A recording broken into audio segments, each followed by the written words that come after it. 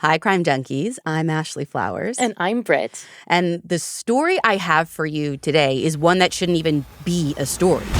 The murder of a young soldier, home on leave, was potentially witnessed by 100 or so people. The problem is, no one is willing to tell police what happened. But maybe that changes today. This is the story of Solomon Robinson.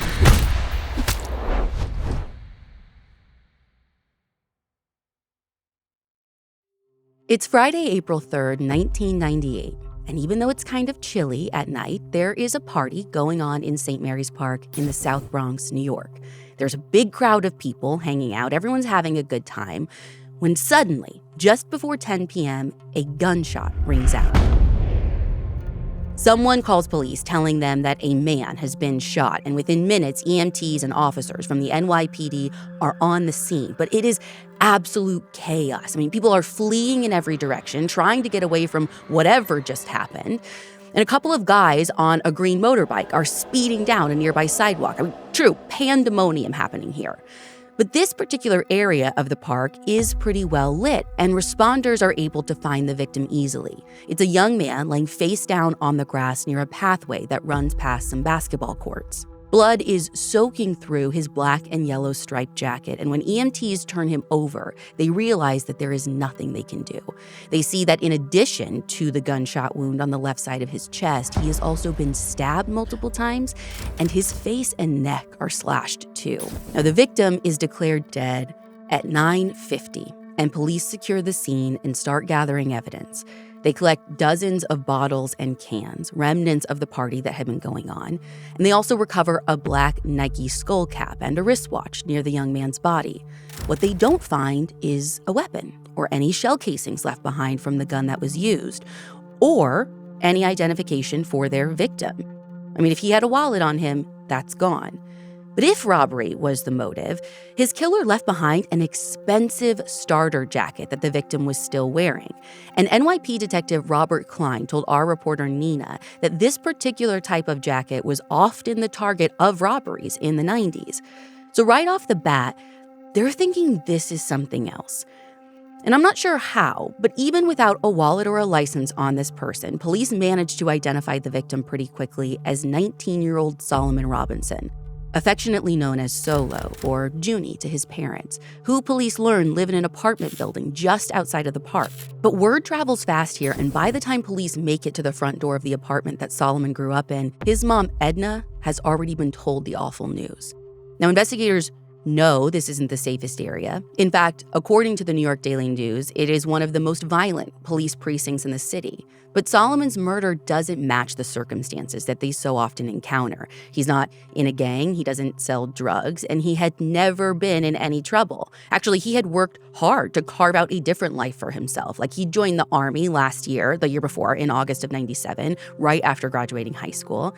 And Edna tells detectives that Solomon is a private stationed at Fort Benning in Georgia. Oh, so he doesn't even live in that area anymore. No, he's just home on leave for the week. So he was actually scheduled to head back to his base in like a couple of days. It would have been Monday, April 6th when he went back. And this time coming home, this was his first trip home since Thanksgiving. And his parents had been so happy to see him, especially his dad, who had been dealing with some serious health issues. I mean, he was having seizures and stuff like this. The rest of his family was so happy as well. I mean, one of his brothers, Russell, who lives in Connecticut, was actually planning to come visit him the very next day. But now, instead of coming to hang out with his little brother and do whatever it is they used to do when they were younger, like, he's coming home to support his family and to try and find out what happened.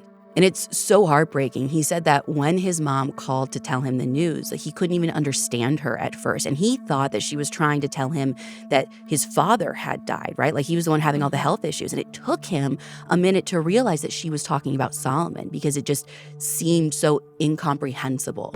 So Russell travels back to the Bronx with a cousin, Melody, who lives near him in Connecticut. And by the time they get there, which is the same night, Solomon's body is still in the park. And no matter how hard they try, they can hardly process what's going on. Like, again, sure, the area had a reputation, but this was Solomon's home turf. Like, he and his family knew most everyone in the area, and he'd spent countless hours playing basketball on the very courts he was killed by. I mean, he was even playing earlier that day. So they can't think of anyone who would want to do this to Solomon. So had he, still been in the park after playing basketball? Or was he at that party that was going on? So, well, right, that's what police want to find out. His mom tells them that she knew that he was playing basketball that afternoon, but then he came home at some point that evening. And then a friend stopped by at around 8 p.m. And just an FYI, Detective Klein asked us to use pseudonyms for any witnesses and suspects that we discuss. You'll kind of see why later. But we're going to call this friend that came by Gail. Gail and Solomon left the apartment at around 8:30. And at the time, Edna thinks that he was going to walk Gail somewhere, but that's really all she knows. And police learned that Gail is local. She lives in an apartment about a mile away. And she's actually home when they go looking for her. And she tells investigators that she and Solomon are romantically involved, but she doesn't know everything about his movements that night because, yes, she did meet up with him. But after they left his parents' place, they just hung outside his building with some other people for a while. And then at some point, he being Solomon, left with someone. But Gail didn't know who. She just knew that they were going to go to the corner store. Now, she says she stayed back, and when they all got back, not too long after, Solomon hurried upstairs. She doesn't know where or to what apartment or even why he seemed to be in a hurry. But when he came back down, he was wearing a jacket, which he had actually borrowed from a friend who lived in the building. And presumably, this is the one that he was wearing when he was killed. Now, Gail says that Solomon told her he loved her and he would be back, and then he walked off in the direction of the park. So she didn't go with him? That's what she's saying, yeah. And she says she was still hanging around with friends when she heard he'd been shot. And she said she tried to go over to the park, but with all of the cops and activity, she couldn't even get close enough to see anything. So she just went back, hung around his building for a while, maybe hoping this was all a mistake or waiting to hear more information, but eventually she went home. A lot of details in this case are kind of fuzzy. There is no information about the identities of the people that she and Solomon were supposedly hanging out with that night in front of the building, or why she went home instead of sticking around. But whatever investigators were able to glean that maybe isn't written down in black and white for me, decades later, they seem to determine that Solomon wasn't going to that party or hanging out in the park at all. He was just passing through it. I would assume that's because he said he'd be back? That might be why. Truly, I don't know. But if he wasn't going to the party, then where was he going? Right. And why would this well-liked guy with no enemies to speak of, who's just home for a few days, be the target of such a brutal attack? And if no one could tell them why, then surely someone could tell them who, right? Because there were so many people around when he was killed. Yeah. So the lead detective on this case really hits the streets hard to canvass. And just a quick aside, because I can't not tell you this, and it kind of has nothing to do with the case except it kind of does. The lead detective's name is Loser Lane. That can't be his real name. Dude, not only is it his real name, I obviously have 45 follow-up questions. We found out Loser has an older brother. Do you even want to guess what his older brother's name is? I don't even know what kind of person names their child Loser. I can't even begin to guess. His brother's name is Winner. No. I don't know if this was a social experiment or what, but according to an article in the Chicago Tribune, their dad let their sister pick Loser's name, and that's what she chose. Woof. And then they actually went with it. And what I think is so ironic, and why I say this is a social experiment, is that Loser was this great student. He was this athlete who went on to become a respected NYPD investigator. Despite his name? While Winner became this small-time crook and was arrested dozens of times. And I could literally talk about this all day long. Yeah, I'm now obsessed with this. We have to get back to this case, but you're going to hear me say potentially Loser. I'm just going to call him Detective Lane. Okay. So Detective Lane, or Lou as the guys call him, he's out canvassing with other investigators, but they're just hitting wall after wall after wall. Trying to get anyone to talk is pulling teeth. No one wants to be labeled a snitch. And the statements they do get are kind of all over the place. They hear Solomon was attacked by 3 or 4 people. Some describe the perpetrators as light-skinned Hispanic men, but The details even there are like shaky at best. It's like maybe one had a limp, maybe one was wearing a tan jacket, maybe it was the guys that were on the green dirt bike thing, whatever, driving near the park after the gunshots. Maybe. But like all of these maybes go nowhere. Police do get excited for a minute when they catch wind of a rumor that someone actually videotaped the party, but no one can say who might have taken the video. And it seems like almost every time they identify someone who was supposed to have been at this party, that person has a suspiciously perfect alibi and was definitely not at the park when the shots rang out. If you go by the statements that detectives were getting, it seems like no one was at the park when Solomon was actually killed, which we know isn't true. And speaking of the party, they hear it was held to celebrate a woman's birthday, but when they track her down, she completely denies that it was her party at all. So they're basically like chasing smoke at every turn. Exactly. This is true even of some of the people that Solomon was like closest with. Like when they go interview Gail a second time, all of a sudden, she has a new story for them. Now Gail says that she met up with her good friend, Solomon, and then he went to the corner store to get a drink, and that's the last time she saw him. I'm sorry, good friend? Just friends now. Although she adds that he was maybe hoping for something more, but like that wasn't going to happen because she tells them she's actually dating another service member, someone that Solomon maybe knows. I'm sorry, who? Like no one that was around. Like the guy that she is supposedly dating is stationed at a base in Colorado at the time. And if anyone was wondering, Gail assures police, like, nope, there's no tension between the two men. So all that stuff about him like rushing upstairs, getting the jacket, going back out, like all of that in her story is just gone. Yeah, from how the police report reads, yes. And listen, investigators had already kind of been doubting the truthfulness of her account before she changed the details around. Because her story, like the sequence of events, like it just didn't make much sense to them. But now they're really wondering what her deal is. And this kind of throws the whole narrative into question. Let's say that Solomon was actually walking to the store that Gail mentioned the last time she saw him. He wouldn't have needed to go into the park at all to get there. Like it was right down the street from him. And police don't seem to think that a wallet was taken off Solomon. They don't think that he had one on him that night. So no wallet, no money. So How could he buy something? Exactly. Like if he was going to go to the store, like he didn't go prepared. Solomon's brother, Russell, and their cousin, Melody, they think that the whole corner store story is bogus. And they actually have a completely different theory about where Solomon was maybe going. They think that he was walking Gail somewhere that night, somewhere that to get there would have taken them through the park. Which is what his mom, Edna, originally thought, right? Right. And if Gail's lying and she actually was with Solomon when he was killed, that's not just an eyewitness, it's like an essential eyewitness. Right, maybe, right. Detectives think probably, but for whatever reason, she's not admitting to that. So was he going to the store? Had he already gone to the store and then went into the park? Like, who was he with? I don't know. But this shows just how many lies and half-truths detectives were getting, even from the people who claimed to care about Solomon. Now, meanwhile, while they're doing all of this canvassing, the autopsy is done. And that reveals just how vicious this attack truly was. The medical examiner finds 4 stab wounds in his back, each one at least 3 inches deep. They find another on his hip. But those actually weren't what killed him. It was the single gunshot that proved fatal. It tore through his heart, through his left lung and his stomach. When they recover the bullet, they find it's aluminum jacketed, so it's either a 9mm or a .38 caliber. It's actually another one of his injuries that really catches their attention.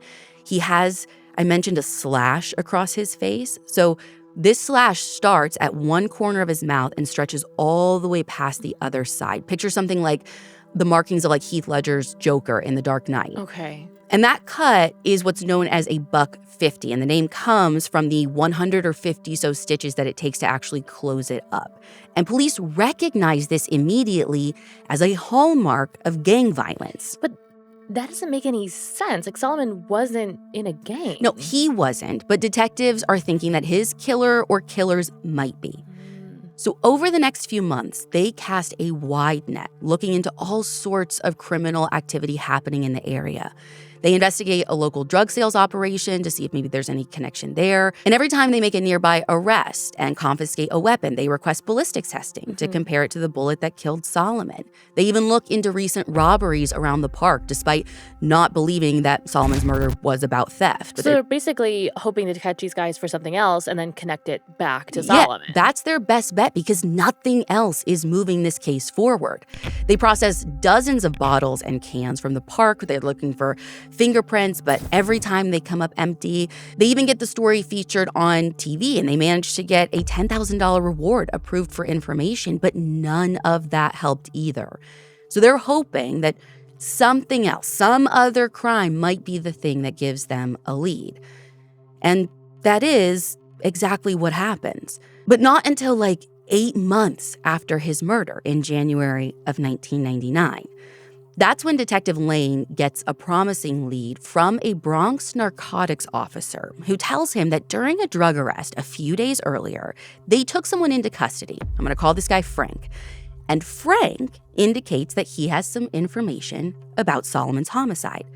So detectives go visit him in jail on a Tuesday, this is January 12th, and he gives them a detailed account of what he says happened that night. He tells them that he was outside of a building that overlooks the park, and he saw Solomon Robinson walking through with a couple of young women. Now, meanwhile, two men were walking in the opposite direction, and when their paths intersected, one of them called out to Solomon, telling him, "Come here." Solomon stepped back, and Frank then heard gunshots. And then a second man cut Solomon with a knife while the shooter just stood by watching. And then after that, both of the attackers left on foot. And listen, this is better than just Frank telling them what happened. He is able to tell them who did it. A pair of cousins who we're going to call John and William. Now, there's some confusion over who was the shooter, who was the stabber. Police reports refer to William by a specific nickname, but the nickname that they used was actually John's nickname, so it's not clear who allegedly did what during this attack. Now, of course, Frank isn't a perfect witness by any means. Not only is he in jail, but some of his information is, iffy, right? He claims he heard 4 shots. We only know Solomon was shot once, but... I mean, it could have been more. When people were calling 911, did they say 1 shot or... shots? No, so plural? actually, I'm pretty sure the call that got called in was for shots fired, but I also know that's a general dispatch code that they use, so it's not a description necessarily of what happened, and I don't know the words that the caller used. I haven't actually heard the call, so all of that, TBD. There's another issue. Even though we got a lot of maybe this, maybe that statements from people early on in the attack, pretty much every witness account did say that the men who killed Solomon were Hispanic. William and John are not Hispanic. They're Black.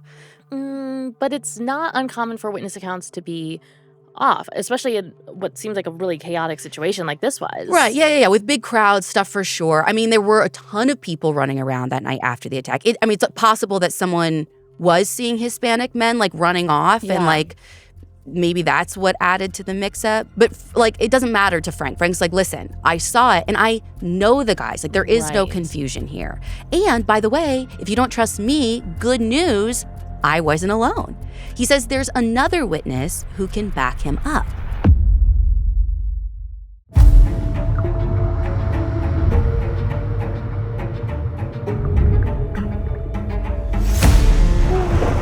Two branches of the same tree. Two pieces of a soul.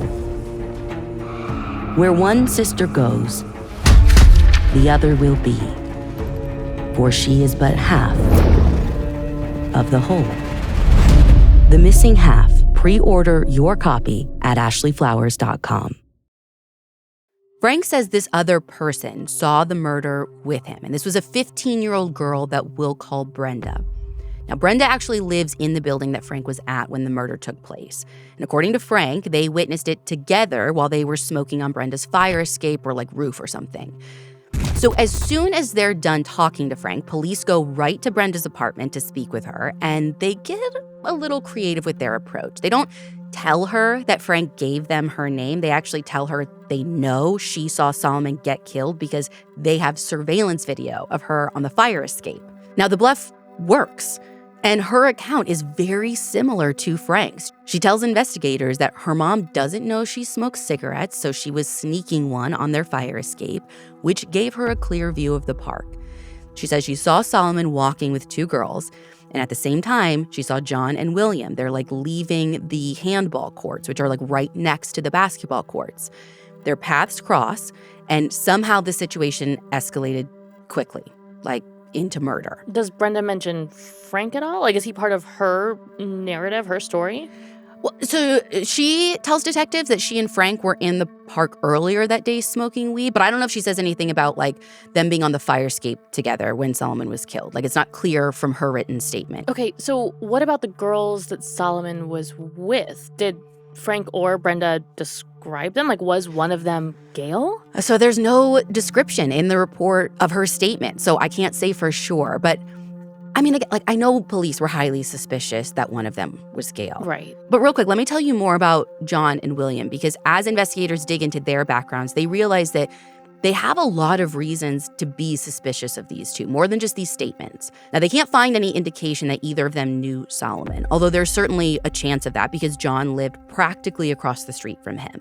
But both men have criminal records dating back to the early 90s, including drug charges. And more importantly, both men have rumored ties to the 9 Trey Gangsters, which is a set of the United Blood Nation, which is basically an East Coast version of the Bloods.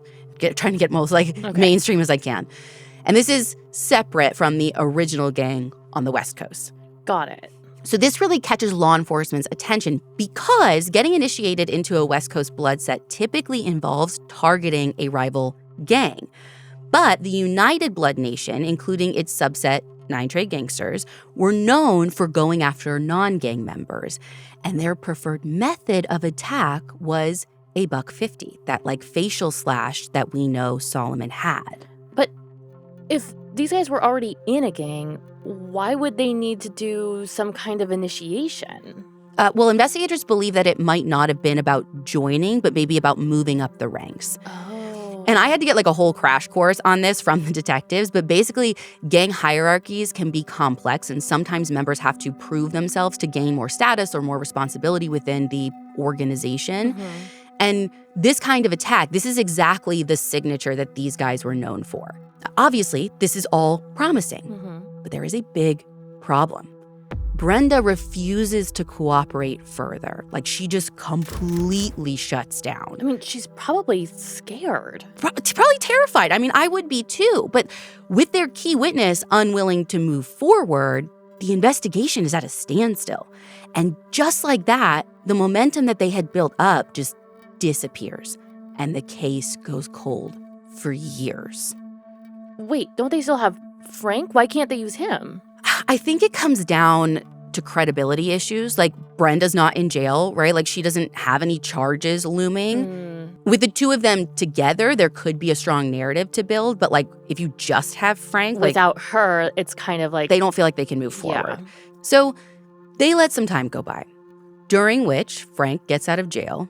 Doesn't exactly stay out of trouble. A probation violation gets an arrest warrant put out on him. So he's MIA, trying to fly under the radar when detectives on Solomon's case decide hey, we should stir this up again. They go looking for him in 2005. Again, they don't find him, but on May 25th, 2006, police finally arrest him. And less than 2 weeks later, the Homicide Task Force gets an unexpected call from Rikers Island.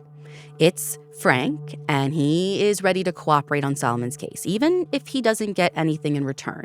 Now, he says he's only been dodging them because he thought that they were just trying to, trick him into getting arrested on the warrant he had. That's why he was dodging the homicide guys. But now that he's locked up anyway, he's I might as well talk. Now, his story's the same, but this time he confirms what was only suspected before. According to Frank, John and William were both Bloods members, and he says that they sold crack in the neighborhood. But they still have the same problems they had years ago. Frank's in jail. It doesn't feel super credible to put him out on his own. And though they track Brenda down and her story is the same, she is still too afraid to talk. She even thinks that someone might be watching her. Bottom line is, she's not going to work with them. So without Brenda, they got nothing that's going to stand up through a full trial. And with no one else coming forward, nothing happens again on this case for years. And as you can imagine, I mean, the NYPD has new cases coming in every single day. Yeah, I mean, I've watched Law & Order. They all come with that little, like, headline of where it is, what's happening, what time it is, and it's, like, constant. The more and more that come in, the deeper and deeper Solomon's case file falls to some old cabinet or drawer filled with other old files on other old cases. But in 2022, Detective Klein, who's with the Bronx Homicide Squad, stumbles across Solomon's case while going through some of those old files. And it catches his eye right away because Klein spent 7 years in the Army, and he and Solomon were actually in boot camp at the same time, although they never actually met. And he can't stand the thought of a fellow soldier's murder going unsolved.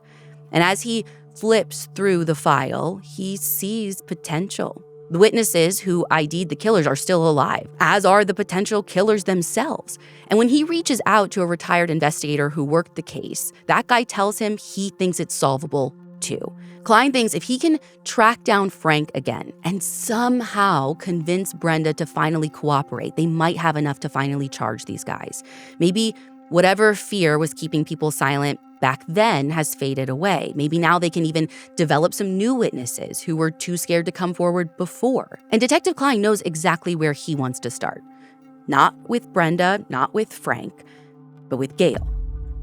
All these years later, when Klein interviews her at her job in September of 2022, she sticks to the part of her story that basically has her not with Solomon when he's being killed. But this time around, she admits that they were romantically involved, like she told police the very first time. Right, we're back to that. Yes. And unfortunately, she can't or won't explain any of the contradictory statements that she's made in the past. Her story is, she wasn't with him, she knows nothing, so sorry, the end. This is, like, beyond frustrating to me. I feel like all the puzzle pieces are right there, right here. And nobody wants to help put them together. I know. It's going to take so much work. And Klein keeps digging. He's willing to put in the work. He sees a way to break through the wall of silence, and he thinks the way to do that is with the help of the feds. The NYPD and the FBI have this joint task force that targets violent crimes and gang activity. Basically, they take cases that meet certain criteria, like potential gang involvement, and they look to charge them federally. The task force had already successfully closed some other cold cases, so it wasn't difficult to get them on board for Solomon's around 2023. And this opens up a whole lot of new doors because suddenly the stakes are way higher for everyone involved. Lying to federal agents is a separate crime all on its own. And with the weight of federal charges and mandatory minimums looming, not to mention a high conviction rate, witnesses tend to get a lot more fearful. And as a result, a lot more cooperative. They can also use evidence that state prosecutors probably wouldn't touch, like certain hearsay statements or testimony from co-conspirators. So Klein is deputized as a federal agent, which gives him the same authority. And right away, he sees the difference when they go re-interview Frank. So they pull him into a car for questioning, and once Frank realizes that the FBI is involved, his whole narrative changes. He confesses that he didn't actually see Solomon get killed. What? Mm-hmm. Why on earth would he make that up? So he was hoping for a deal. You see, he says the real truth, what he's telling them now, is that just Brenda saw it. He and Brenda had spent the earlier part of the day together. Mm-hmm. He had sold her some weed, but by the time Solomon was killed, he, being Frank, had already left.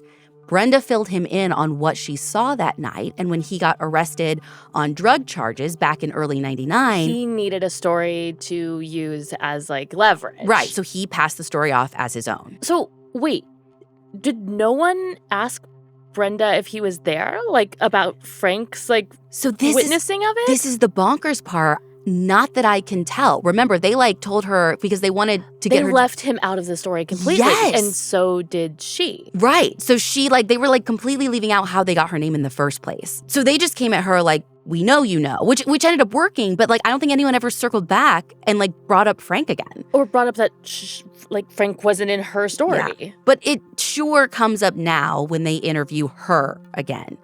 This time at FBI headquarters in Florida, where she had moved at some point. She tells them she was with Frank earlier that day, but she doesn't remember him being with her when Solomon was killed. And unlike Frank, she sticks to her account of what happened that night. She even IDs William as the shooter from a photo array. Although, again, she calls him by John's nickname, so no help clearing that up for me. But she's still not willing to cooperate further. So of the two key witnesses they had, one never actually saw anything. Isn't a witness. The other won't budge when it comes to working with police. Has anyone attempted to talk to John and William yet? No, and not because they don't want to. They just want to be strategic about it. Like, they don't have enough probable cause to make an arrest yet, so I don't think they want to, tip their hand. But Detective Klein has this idea, and it involves this other unsolved murder that he's been working. It's the murder of a young woman named Shauna Brown. You see, a couple of months after Solomon was killed, Shauna's body was found in the lobby of a project building just outside of St. Mary's Park. There was duct tape wrapped around her neck, and she was naked and in the fetal position. Although, according to the New York Daily News, there was no sign of sexual assault. What is odd is that Shauna was from East Harlem, and she had zero connection to the building that she was found in. Police theorized that she was killed somewhere else and then left there afterward. Now, long story short, there was this note in Solomon's file that Klein had come across, basically suggesting that William had something to do with Shauna's murder. Now, Detective Klein doesn't believe that. He already has a strong suspect in mind for her case. But he sees this as an opportunity. If he can get William talking about Shauna's case, as a potential witness, maybe he can steer the conversation toward Solomon. It's a long shot, but what else have they got at this point? Anything is worth trying. So when he goes to talk to him, William is talkative at first.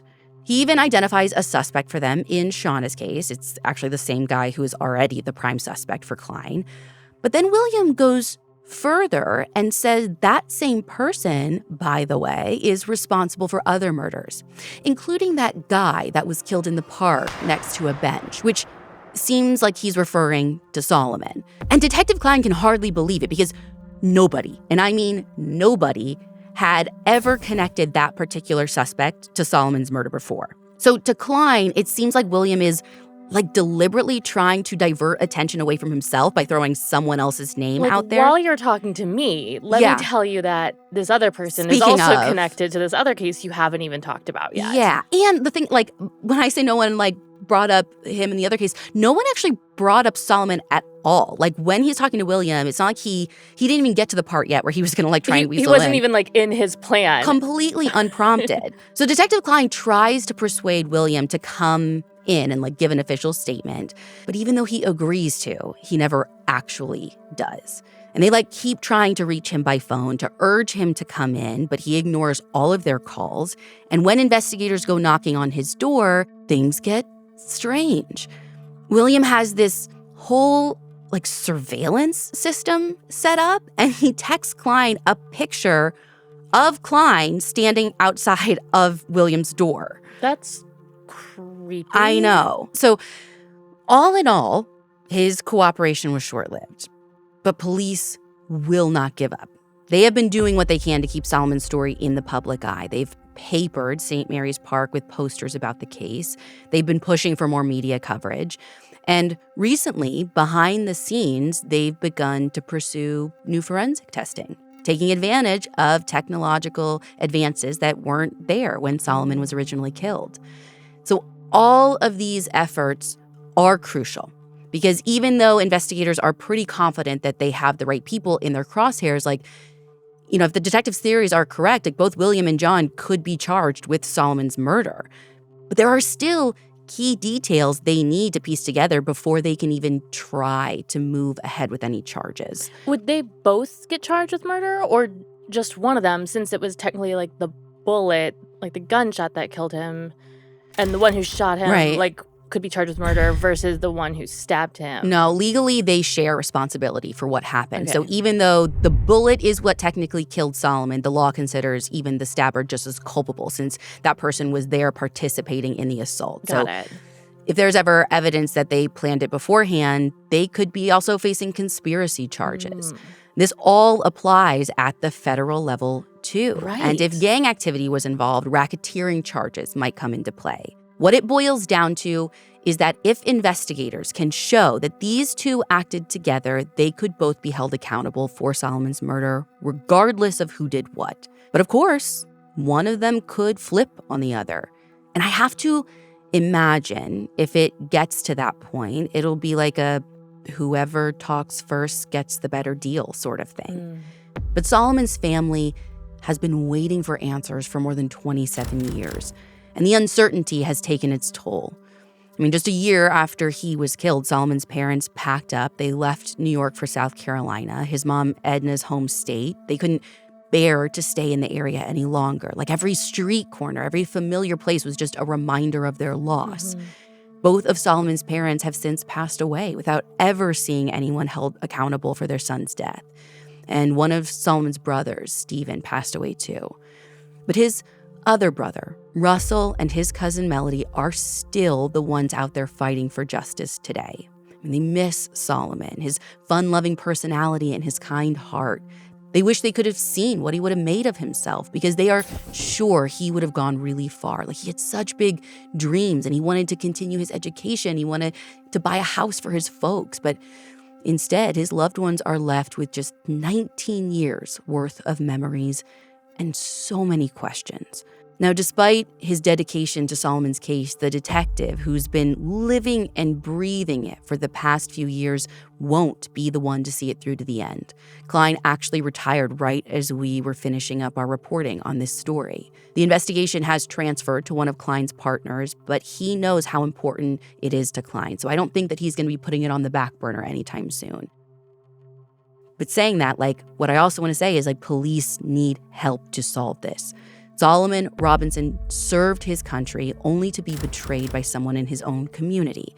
And there are people out there, probably a lot of people, who know something.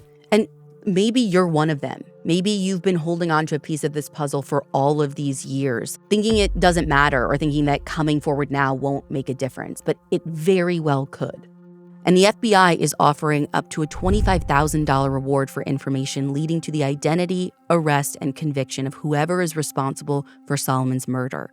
So if you know anything about what happened in St. Mary's Park in the Bronx on the night of Friday, April 3rd, 1998, please contact the NYPD Crime Stoppers at 1-800-577-TIPS.